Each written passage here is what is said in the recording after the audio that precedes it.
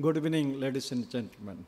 It's really a pleasure to be in the midst of all of you who are actual practitioners to basically, I think, understand what you are doing and how you are leveraging the latest AI and with huge lot of data now being available to advance the cause of business and optimize business.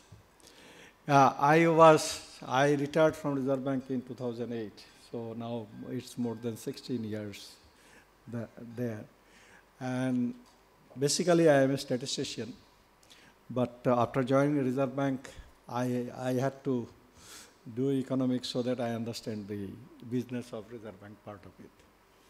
But then the mindset basically remained statistics because we are used to distributions, then stochastic processes, etc. And even in economics, I was trying to look at that kind of a thing. And today, as I said, I think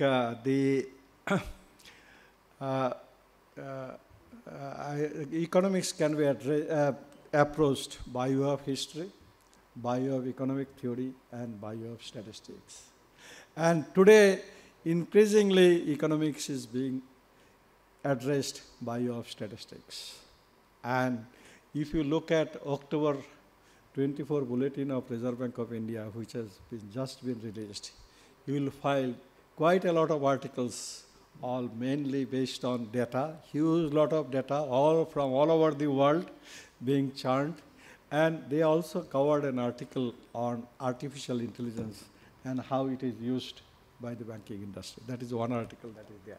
So what I am talking, going to changing horizon of economic analysis, aligning models is their subject. I am trying to imagine what is there in their mind and then trying to get going. So the question comes up is that India is going at a average of about 7% GDP growth. And the idea is to see whether we can increase its pace. And then at the same time, whether we can be inclusive. At the same time, we have to take care of internal and external balance so that risk part is mitigated in a big way. Now the question that comes out is that whether the conventional approach is good enough to take care of all these things. Now, so my starting point is basically with the conventional, 1 or 2 slides, and then what are the challenges as I perceive. Let us go to the next slide. I will cover like that, deeply entrenched analytical framework, building blocks for knowledge economy, a few techniques as illustrations, concluding observations. That's what broadly we say. Now this is what we say because analytical framework, macroeconomic analytical framework starts from y plus c plus I plus g plus x minus m, and then s minus I r plus e, and that's it. This is basically comes out of the balance sheet relationship. Now, you see, those days of Keynes, this itself was a very challenging task. But the question that comes out, once you have y, you aggregate all the data. So in the process, you lose sight of the distribution, as I said. And if you look at y is a highly skewed distribution. C is also skewed distribution, I after everything, and then this kind of a problem comes up. The other day in the Economic Times, Oshima Goel wrote an article, and it's a very interesting article, saying that urban consumers are consuming less, and rural consumers are consuming more now. Whether it is a transitory or whether it is permanent. That is the question she asked. The question comes out is that whether it is transitory or transitory. Her conclusion is that it's transitory. Now, how do we arrive at this kind of an inference? Can we do it purely based on the kind of a cyclical analysis? In fact, the entire issue of cyclical analysis, trend cycle analysis, which is the basis of economics, has come into question. It's basically said that it is the permanent component, permanent shocks, and the people never come back. So this is how data has become the focus of the concern. So decompositions are basic. Assumptions, if you look at, as I told you, reductionism is an assumption which is not there. Rational expectation, as you know, Lucas itself, his theory, ultimately information asymmetry is a major challenge. So you bring in micro, that's what they said. Then dynamic stochastic general equilibrium model came, but we know the shortcomings of the dynamic stochastic general equilibrium model also. So we are continuously grappling with this model, and as a result of which new and newer models are coming. But then Reserve Bank being an important part of balance sheet of the country, so they have to go into this. That is the kind of a thing. But increasingly, the other day when I was listening to Governor, that is, he said about more than 80 indicators they are monitoring, and many things are in his tip of the fingers. So that's how the things have changed now. So that Lucas critique at this stage, are we in a position to overcome some of the things and get into micro-macro linkage? That's what is the main thing. Now, let me get into the next one. What experts say about macroeconomics, you can read it out. So that's what is, I think, Lijan Hubbard is a great person, and then the other person, Stephen Tarnowski. The aggregate economy is almost infinitely complex, and that acceptance of this approach means that much of the macroeconomics will be replaced by statistical work in which theory play a more limited role. That macroeconomics has never reached a consensus and probably never will. The subject is too diverse and the approach is too varied for that to become likely. This is why, Stephen, and that's what has been happening. These are predictive, written quite some time back, but that's what has been happening.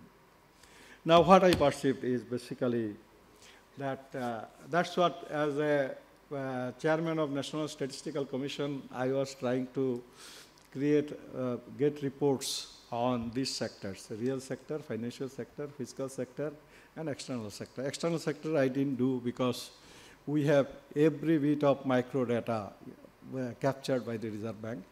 But I thought that real sector is much more challenging. Financial sector, increasingly there is a huge lot of data.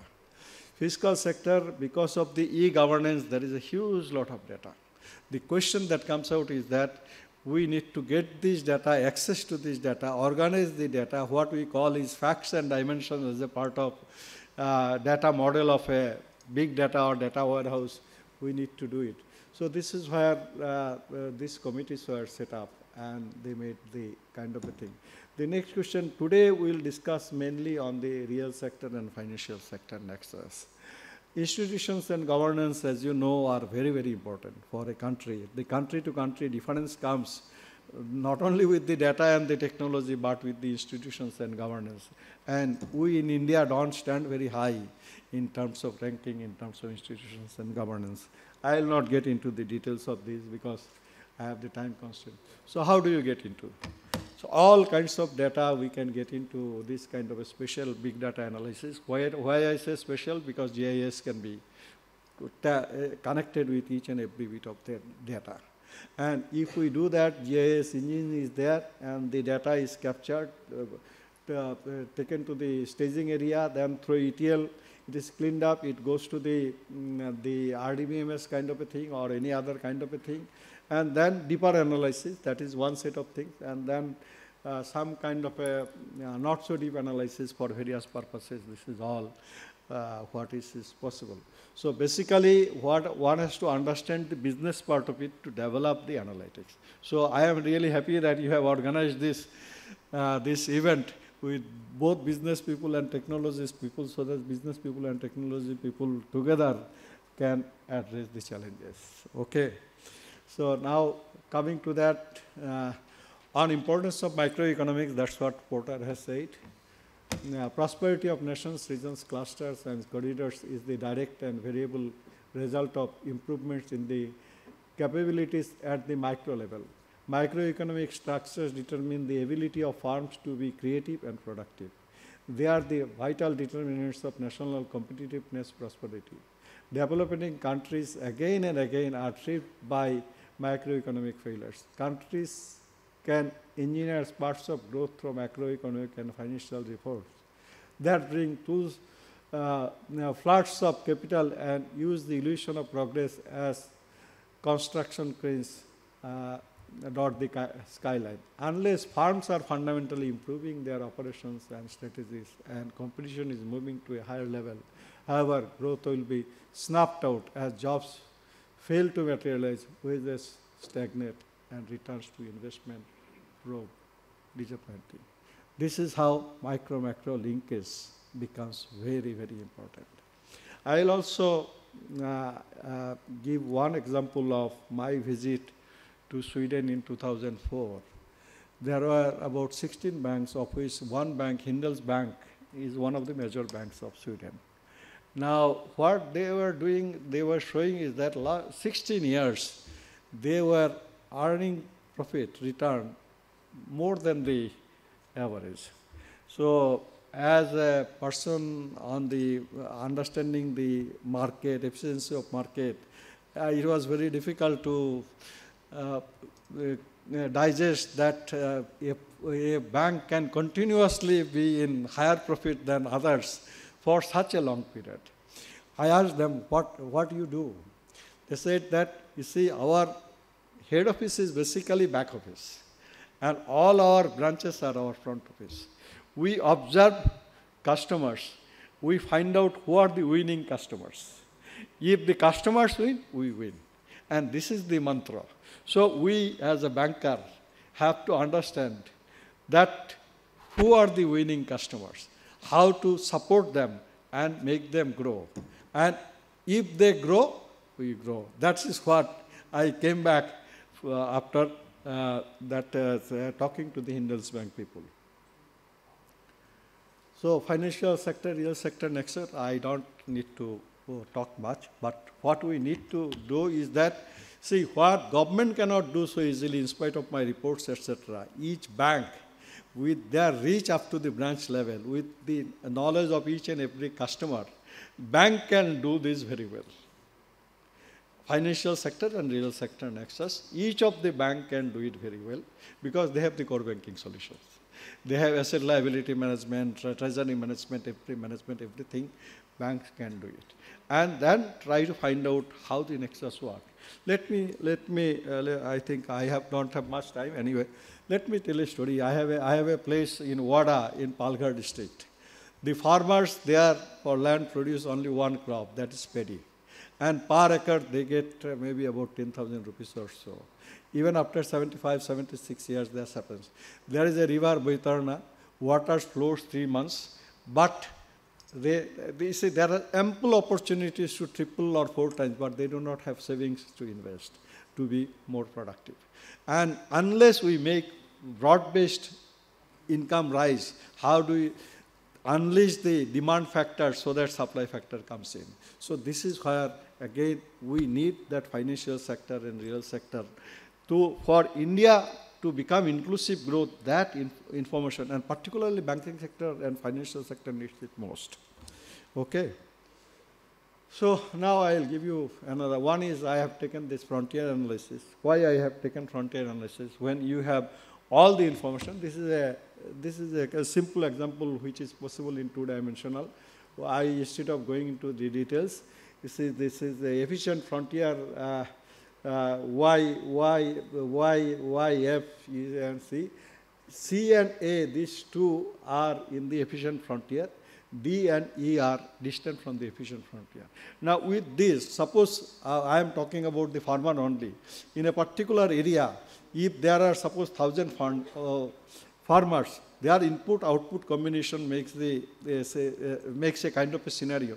We can tell each and every farmer how far you are from the best, and what you need to be from the to come into the best. There are a whole lot of other information that comes in, soil condition, temperature, etc., which makes a person much better off as compared to the other. The other day in YouTube, I saw somebody in Pilani, 1 acre of land, gets 1 lakh of rupees return. Somebody in Andhra Pradesh, 1 acre of land, the cultivating haldi gets 10 lakhs of rupees with 5 lakh rupees of expenditure. So if these productivities are possible, why don't we replicate it throughout the country? And what is needed? How we don't see it? So the prosperity lies in the bottom of the pyramid. This is what some of the examples shows. I am getting into the another one. This is basically a kind of a cluster analysis, but it is in the machine learning kind of a thing. It is a self-organizing map. When we have all this kind of a thing, first of all, so many dimensions are there. We reduce it through principal component analysis, then use a kind of a cluster analysis through machine learning to create this kind of a cluster. So that we are in a position. Now look at a bank branch. I have talked of frontier analysis. Each of the bank branch, if we give them scores on different dimensions, and with that kind of a thing, with this kind of and this kind of a thing, you are in a position to know completely about where are your business, what line of business, what is doing, and on the tip, on your central office. This is what is possible. Then next is the portfolio analysis, nonlinear programming. Everybody is familiar with because nonlinear, etc. Again, if you have to compare, it has to be among the comparable. Again, you require a cluster, and then you need to do it, and you build from one level to another level to another level. These are only 3 illustrations I thought that I'll share with you, because I thought I was not sure about my audience, what I speak and how I speak, how people will take it. Finally, I think that's the finally what I will say is that when we have each and every transaction as a part of our system, from these transactions we can do a lot. The people who have to take action at various levels in the organization, for them, directed kind of a output we can give to them. And what are the concerned areas? You see red light, blue light, yellow light, we can put there. And that entire organization becomes much more optimized through the process. Entire business process becomes much more optimal. And risk part, and where the risk is building up, we are in a position to know. And where the returns are coming, the way I told about Hindal's Bank, this is all possible in India also. Thank you so much.